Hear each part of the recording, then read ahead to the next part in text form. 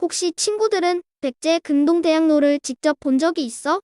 쿨리는 사진과 영상으로만 봤는데도 정말 깜짝 놀랐어. 사람의 손으로 어떻게 그렇게 정교한 예술품을 만들어낼 수 있는 건지, 심지어 수천 년 전에 그런 기술을 뽐낼 수 있었다는 게 정말 신기하더라고. 사실 쿨리는 백제가 그렇게 예술이 발달한 나라인지도 처음 알았어. 사실 삼국시대의 백제가 우리나라 서쪽에 있었다는 건 알았지만 자세한 건 잘 몰랐거든. 고구려나 신라에 비해 관심이 별로 없었던 게 사실이야. 그런데 금동대학로를 알고 나서는 백제를 좀 더 알고 싶어졌어. 백제는 어떤 나라였을까? 류쌤께 여쭤봐야겠어. 뉴스쿨 TV. 쌤, 제가 얼마 전에 백제 금동대학로 사진과 영상을 봤는데요. 백제가 그렇게 예술이 발달한 나라인지는 잘 몰랐어요. 사실 백제의 문화유산은 제대로 본 기억이 없는데 금동대학로 말고도 유명한 문화유산이 있을까요? 백제의 문화유산이 많이 남아있지는 않지만 지금 전해지는 문화유산만 잘 살펴봐도 백제가 얼마나 문화예술과 학문이 발달한 나라였는지 알 수 있을 거야. 오늘은 선생님과 함께 백제 시대로 여행을 떠나보자. 백제의 역사와 문화예술을 만나볼 수 있는 도시는 여러 곳이 있는데 그중 빼놓지 않고 가봐야 하는 도시가 세 곳 있어. 바로 서울과 공주, 부여야. 약 700년의 역사가 이어지는 동안 백제의 수도는 지금의 서울인 한성에서 웅진, 그 다음은 사비로 여러 번 바뀌었거든. 오, 그럼 첫 번째 수도부터 가봐요. 그래, 백제 초기의 역사를 만나러 출발해보자. 쌤, 여긴 어디예요? 여긴 서울 송파구의 풍납토성이야. 백제의 왕궁이 있던 자리지. 일제강점기에 이곳에서 허리띠, 금장식 같은 귀한 물건들이 발견되면서 왕궁터라는 사실이 밝혀졌어. 지금 이곳엔 많은 집들이 있는데 그 아래에 백제의 역사가 묻혀있는 셈이지. 제 눈엔 그냥 언덕인데 왕궁터라니 뭔가 초라하게 느껴져요. 예전에 수홍화성에 가본 적이 있는데 거기랑은 너무 달라요. 그렇지? 조선시대에 비해 백제시대는 훨씬 더 옛날이니까 그럴 수밖에 없겠지? 특히 전쟁에서 승리하여 삼국통일까지 이뤄낸 신라에 비해 백제는 유적지나 유물이 많이 남아있지 않은 게 사실이야. 이쯤에서 퀴즈를 하나 내볼까? 쿨리는 백제를 누가 세웠는지 아니? 네, 온조 맞지요? 제가 한국을 빛낸 100명의 위인들 노래 가사를 줄줄 꿰거든요. 흐흐. 잘 알고 있구나. 온조는 원래 고구려의 왕자였는데 주몽의 뒤를 이어 배 다른 동생인 유리가 왕위를 물려받자 기원전 18년쯤 새로운 나라를 세우겠다며 한강 유역으로 내려왔어. 보통 나라의 수도는 지금 서울처럼 큰 강을 끼고 있는 경우가 많은데 강이 있으면 농사를 짓기 좋고 이동하기도 편하기 때문이야. 한강 덕분에 백제는 중국과 활발하게 교류했고 학문과 문화예술도 더욱 발전할 수 있었어. 그럼 서울은 얼마나 오랫동안 백제의 수도였던 거예요? 백제 역사 700년 중 무려 500년 동안 서울이 백제의 수도였어. 백제를 대표하는 왕으로 꼽히는 근초고왕 때도 수도는 서울이었지. 근초고왕 때 백제는 평양의 대동강 유역까지 세력을 뻗칠 만큼 위세가 대단했지. 다야를 정벌하며 남쪽으로도 땅을 넓혔어.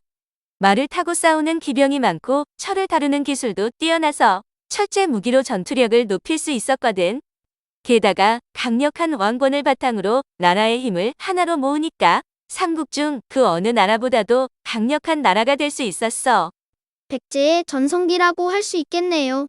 당시 백제는 다른 나라와 문화 교류도 활발했어. 서해 바닷길을 따라 중국과 활발하게 교류했고 당시 나라의 틀을 만들어가던 외와 가깝게 지내며 앞선 문화와 제도를 전해주기도 했지. 혹시 쿨리는 이 칼을 본 적이 있니? 나뭇가지 모양 같은데 칼이에요. 응.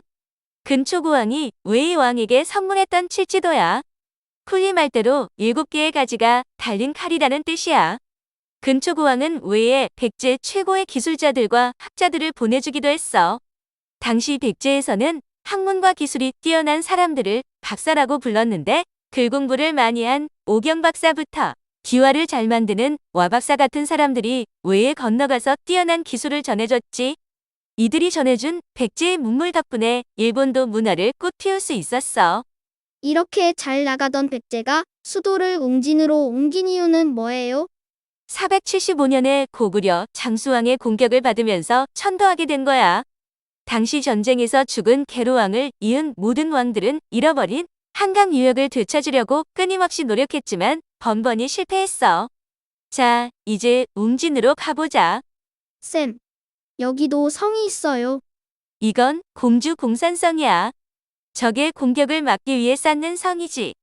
비록 한 성을 빼앗겼지만 백제의 다음 수도였던 웅진 역시 수도로서 입지가 좋은 곳이었어. 북쪽으로는 커다란 금강이 흐르고 동서를 가로지르는 차량산맥 덕분에 적의 공격을 막기 좋았지. 웅진 시대에 꼭 기억할 왕은 무령왕이야. 무령왕 때에 이르러서 백제가 비로소 안정을 되찾았거든. 무령왕. 무령왕? 아, 무령왕릉. 들어본 적이 있어요. 그래. 무령왕릉은 1971년에 발견됐는데 그 안에 묻혀있던 유물들을 통해 무덤의 주인이 무령왕과 왕비라는 사실이 밝혀졌지.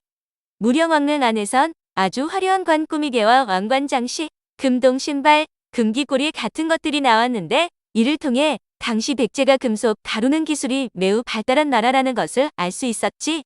그러다 웅진에서 힘을 기른 상황은 538년 지금의 부여인 사비로 한 번 더 천도했어.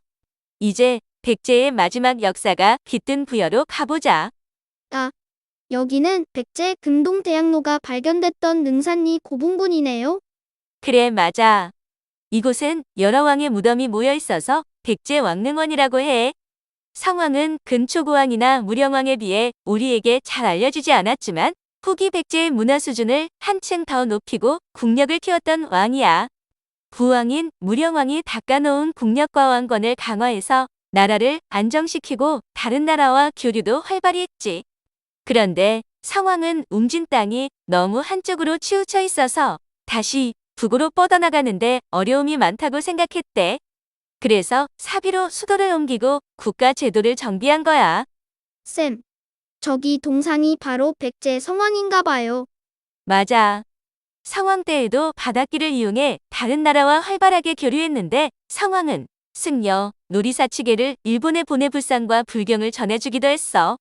또 절과 탑을 만드는 기술자도 많이 건너가서 유명한 절과 탑을 남기기도 했어. 대표적인 게 일본 호류사 오층목 탑이야. 이렇게 무령왕에서 성왕으로 이어지며 백제는 제2의 전성기를 맞는 듯이 보였어. 그렇게 오래도록 염원했던 한강을 되찾을 수 있을 것 같았지. 그런데 끝내 이루지 못한 거예요? 그래. 함께 고구려에 맞섰던 신라가 백제와 관계를 끊어버리면서 큰 위기를 맞게 된 거야. 그리고 결국 백제의 마지막 왕인 의자왕 때는 신라와 당나라의 합동 공격을 받고 끝내 멸망하게 됐지.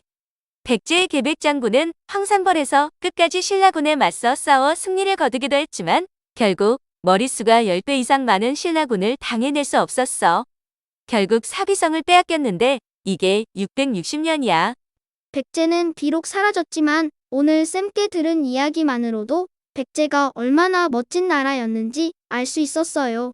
앞으로는 백제에 대해서도 관심을 가져봐야겠어요. 쌤, 뉴스쿨 홈페이지에는 더욱 재미있는 뉴스 이야기가 가득해요. 궁금하다면 홈페이지로 놀러오세요. 뉴스쿨 TV 유튜브 채널 구독, 좋아요, 알림 설정도 잊지 마세요.